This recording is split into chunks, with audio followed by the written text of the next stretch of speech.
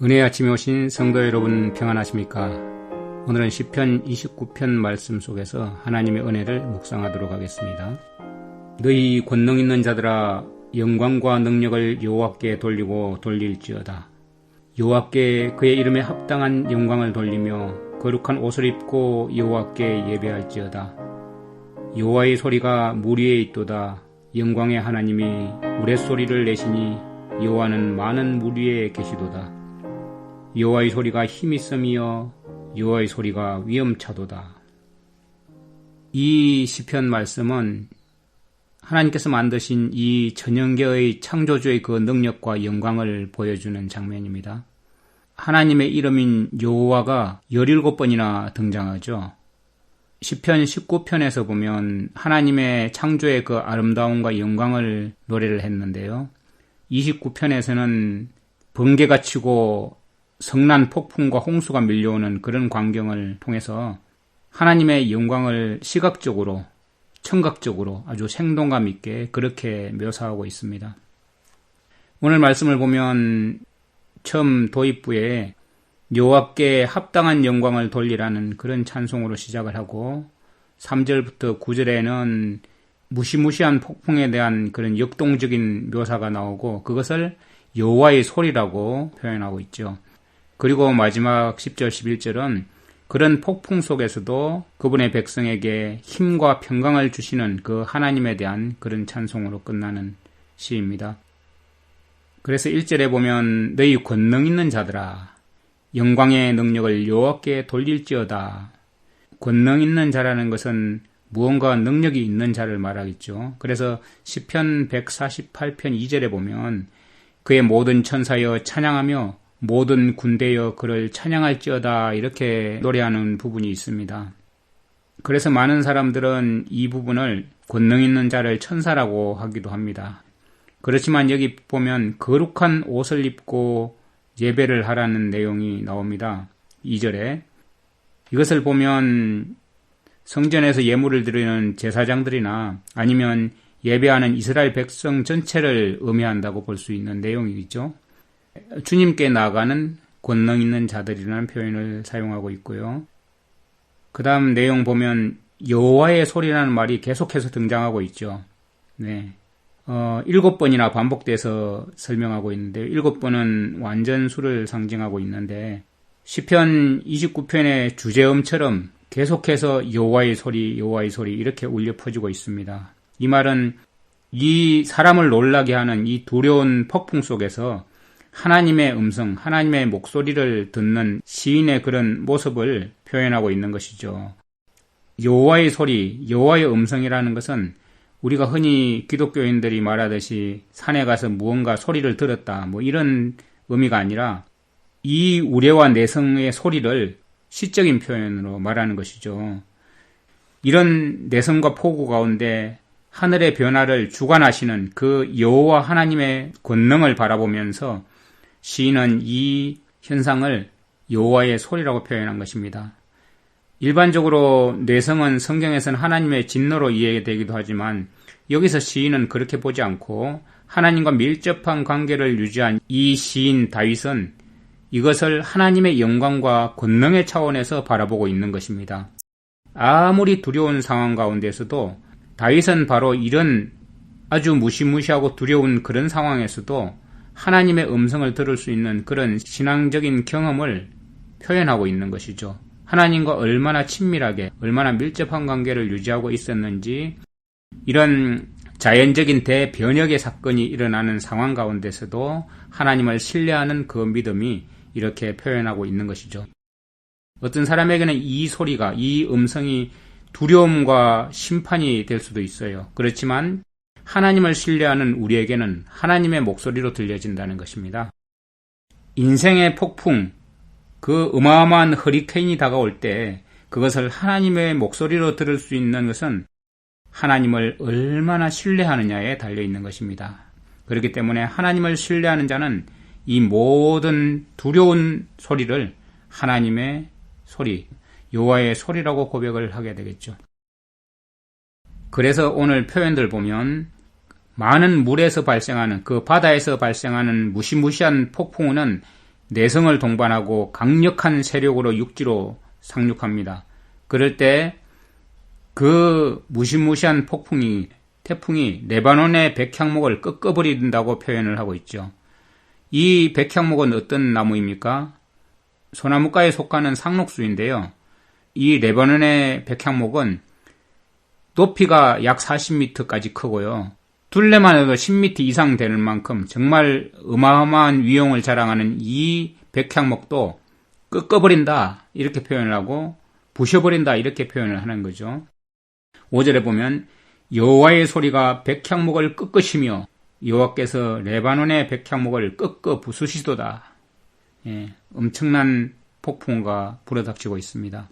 그리고 숲들은 송아지가 뛰는 것처럼 흔들린다고 표현하고 있죠. 여러 마리의 송아지가 이리저리 날뛰는 것처럼 그렇게 숲이 흔들리는 표현을 하고 있죠. 번개와 내성이 하늘을 가르고 또 그 무서운 기세 앞에 광야도 진동을 하고 9절에 보면 짐승들은 낙태를 하고 그것을 일으키는 그 거대한 홍수 때문에 산림은 말갛게 벗겨지고 만다. 홍수 때문에 산에 있는 나무들이 다 쓸려 내려가 버리고 말갛게 변해버린 그런 모습을 말하고 있는 것이죠. 그러면서 그의 성전에서 그의 모든 것들이 말하기를 영광이라. 모든 사람이 그분의 영광을 말할 수밖에 없는 이런 표현을 하고 있습니다. 이런 표현을 통해서 다윗은 그 두려운 광경 속에서도 그 모든 것을 주관하시는 하나님의 권능을 볼 수 있는 눈을 가지고 있었다는 것. 이것이 하나님에 대한 신뢰의 경험입니다. 신앙의 경험 가운데 하나님을 온전히 신뢰하는 그리고 하나님의 음성을 들을 수 있는 귀를 가진 이 시인의 모습을 표현하고 있는 것이죠.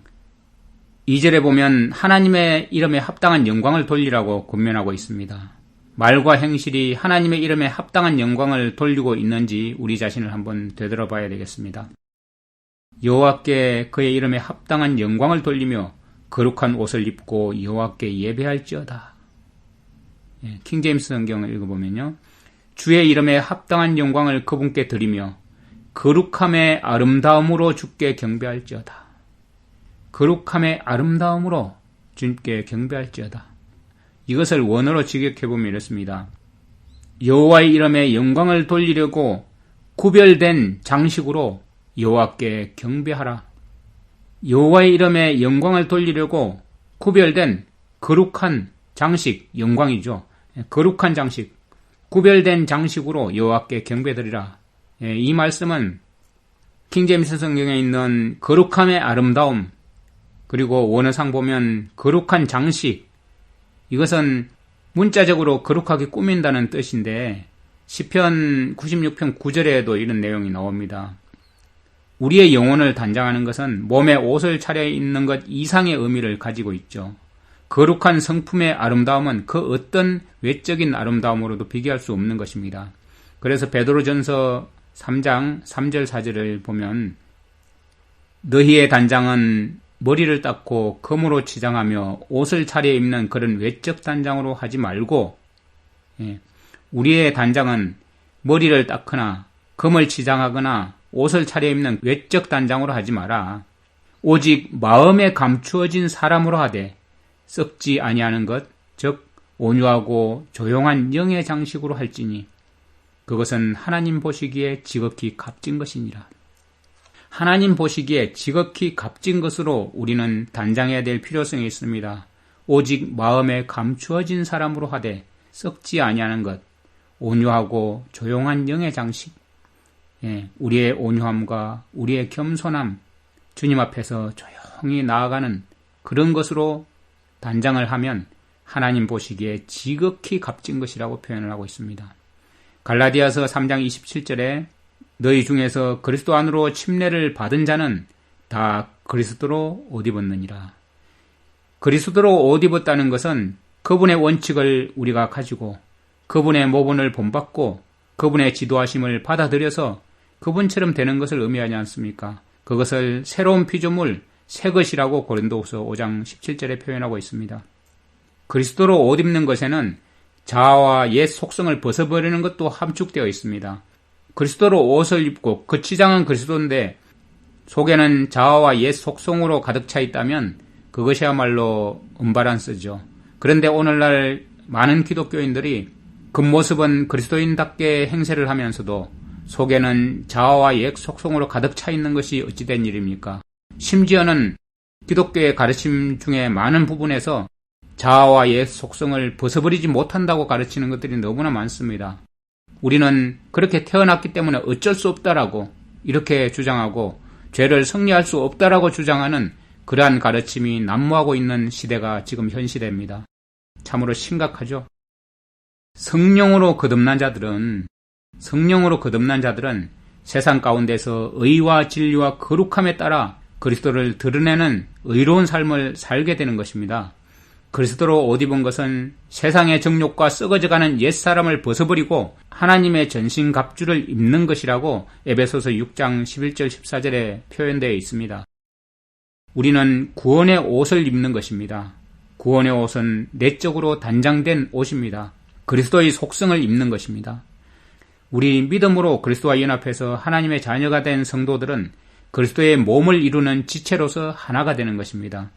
믿음을 가진 자들은 신분이나 성별이나 인종의 차이에 상관없이 모두 하나이고 믿음으로 하나님 아버지께로 나갈 수 있는 것이죠. 하나님은 신실한 백성들에게 무엇을 주십니까? 하나님께서는 여호와께서 홍수 때에 좌정하셨으며 여호와께서 영원하도록 왕으로 자정하시도다. 여호와께서 자기 백성에게 힘을 주시며 여호와께서 자기 백성에게 평강의 복을 주시리로다. 우리는 살아가면서 힘이 빠지거나 절망하거나 실망하고 낙담에 빠질 때가 참 많습니다. 그때마다 하나님은 우리의 힘이 되십니다. 하나님이 없으면 우리의 힘도 빠지죠. 하나님이 없으면 맥없는 삶이 되고 맙니다. 그래서 많은 세상 사람들이 어떤 일을 당하면 힘이 없고 좌절해서 죽고 싶은 심정밖에 되지 않습니다. 그런데 하나님은 우리에게 복을 주시죠. 그 중에서도 평안의 복을 주신다고 하셨습니다. 이 평안의 복은 가장 큰 축복입니다. 폭풍이 몰려오고 내성이 치는 세상에서 평안을 가질 수 있는 것은 하나님을 믿는 사람들의 가장 큰 특권이죠. 여호와께서 그 백성들에게 힘을 주시고 그 백성들에게 평안의 복을 주십니다. 요한복음 14장 27절 말씀에 나의 평안을 너에게 주노라 하셨습니다. 요한복음 14장 27절에는 예수님께서 우리에게 나의 평안을 너에게 주노라 이렇게 말씀하셨습니다. 예수님은 이 땅에 온갖 고난을 당하시고 가장 고귀하신 분이 가장 비천한 곳에서 가장 비천한 취급을 당하셨습니다.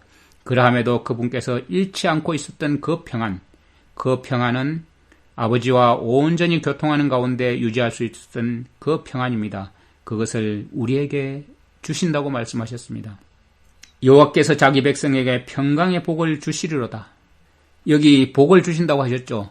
그것도 평화의 복을. 평화는 우리가 가질 수 있는 가장 큰 특권인데 하나님께서 자녀에게 주시는 축복인데 이 평안을 주시는데 그것을 평안의 복이라고 표현하셨습니다. 복은 원어상으로 바라크입니다. 무릎 꿇다, 복을 주다, 찬양하다는 뜻이 있습니다. 이 바라크는 우리가 하나님 앞에 겸손히 무릎 꿇는 것입니다. 겸손히 무릎 꿇을 때 모든 것을 하나님께 맡기고 우리의 왕 되신 하나님을 홍수 때에 좌정하신 하나님, 여호와께서 영원하도록 왕으로 자정하시는 그분 앞에 우리가 겸손히 무릎 꿇고 모든 것을 맡기고 나아간다면 주님께서 우리에게 평강의 복을 주신다고 하셨습니다. 우리가 주님 앞에 무릎 꿇을 때 모든 것을 주님 앞에 겸허히 내려놓고 다 맡길 때 주님께서 우리 가운데 평안을 주십니다. 하나님께서 그분의 자녀에게 주시는 그 축복은 고난을 이길 믿음을 주시는 것이고 살아갈 힘을 주시는 것이고 고난 중에서도 평강을 주시는 것입니다. 어떤 폭풍 중에서도 하나님의 소리를 들을 수 있는 것은 우리가 주님 앞에 겸허히 무릎 꿇고 들어갈 때 주님께로부터 오는 모든 능력이 우리에게 임하는 것이고 날마다 평안의 축복을 누리는 가운데 살아가게 되는 것입니다. 너희 권능 있는 자들아 영광과 능력을 여호와께 돌리고 돌릴지어다. 여호와께 그분의 이름에 합당한 영광을 돌리며 거룩한 옷을 입고 여호와께 예배할지어다. 우리 모두 거룩한 옷 예수 그리스도로 옷 입고 그분의 성품을 가지고 여호와께 나아가 그분께 경배하는 우리 모두가 되기를 간절히 바랍니다. 주의 이름에 합당한 영광을 그분께 드리며 거룩함의 아름다움으로 주께 경배할지어다. 우리는 천연계를 통해서 하나님의 창조의 능력을, 창조의 영광을 바라볼 수 있습니다. 주님께서 폭풍우 가운데서도 함께 하시는 주님, 그 폭풍우가 내리칠 때 그 속에 하나님의 음성을 들을 수 있는 자들이 될 수 있도록 여러모로 인도하시는 주님, 레바논의 백향목도 꺾어버리고 번개와 내성이 하늘을 가르는 그런 기세 앞에서도 온 광야가 진동하는 그런 상태에서도 하나님을 믿고 신뢰함으로 주님 앞에 잠잠히 나아가서 주님으로부터 오는 평안을 얻을 수 있는 그런 자들 될 수 있도록 인도하여 주시옵소서. 곧 밀어닥칠 박해의 폭풍우가 있을지라도 환란의 폭풍우가 있을지라도 주님 앞에 겸허히 나아가 모든 것을 주님께 맡김으로 주님께서 주시는 평안의 복을 늘 받아 누리는 주님의 백성들 되게 하셔서 주님의 이름에 합당한 영광을 돌리고 거룩한 옷, 거룩한 성품으로 하나님께 경배드리는 주님의 백성들 될 수 있도록 인도하여 주시옵소서. 예수님의 이름으로 감사하며 기도드립니다. 아멘. 시편 29편. 너희 권능 있는 자들아 영광과 능력을 여호와께 돌리고 돌릴지어다. 여호와께 그의 이름에 합당한 영광을 돌리며 거룩한 옷을 입고 여호와께 예배할지어다. 여호와의 소리가 물 위에 있도다. 영광의 하나님이 우레소리를 내시니 여호와는 많은 물 위에 계시도다. 여호와의 소리가 힘있으며 여호와의 소리가 위엄차도다. 여호와의 소리가 백향목을 꺾으시며 여호와께서 레바논 백향목을 꺾어 부수시도다. 그 나무를 송아지같이 뛰게 하시며 레바논과 시륜으로 들송아지같이 뛰게 하시도다. 여호와의 소리가 화염을 가르시도다. 여호와의 소리가 광야를 진동하시며 여호와께서 가데스 광야를 진동시키시도다. 여호와의 소리가 암사슴을 낙태하게 하시고 살림을 말갛게 벗기시니 그의 성전에서 그의 모든 것들이 말하기를 영광이라 하도다. 여호와께서 홍수 때에 좌정하셨으며 여호와께서 영원하도록 왕으로 좌정하시도다. 여호와께서 자기 백성에게 힘을 주시며 여호와께서 자기 백성에게 평강의 복을 주시리로다.